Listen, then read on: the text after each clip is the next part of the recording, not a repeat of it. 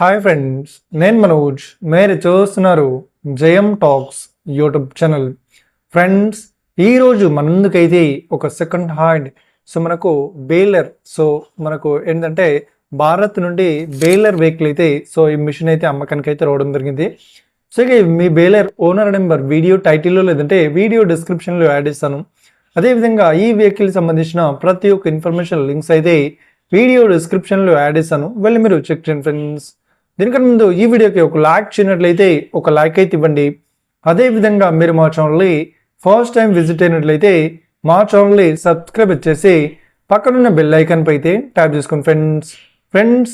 మీ యొక్క second hand వెహికల్ని అమ్మాలి లేదంటే కొనాలి అనుకుంటున్నారా? అయితే వీడియోలో కనిపిస్తున్న వాట్సాప్ నెంబర్కి మీ యొక్క వెహికల్ ఫొటోస్ మరియు వీడియోస్ మాకు పంపగలరు. ఇక టాపిక్లోకి వెళ్ళినట్లయితే ఈరోజు మన ముందుకైతే ఒక సెకండ్ హ్యాండ్ భారత్ నుండి మనకు భారత్ బేలర్ వెహికల్ అయితే మన ముందుకైతే అమ్మకానికి అయితే రావడం జరిగింది ఫ్రెండ్స్. ఈ వెహికల్ మోడల్ విషయాన్ని చూసినట్లయితే ఈ వెహికల్ మోడల్ వచ్చేసి 2026లో ఈ బేలర్ని కొనుగోలు చేశామని చెప్తున్నారు.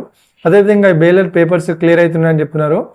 ఈ బేలర్ వెహికల్ లొకేషన్ విషయాన్ని చూసినట్లయితే ఏపీలో చిత్తూరు డిస్టిక్లో ఈ బేలర్ అయితే అవైలబుల్లో ఉంది.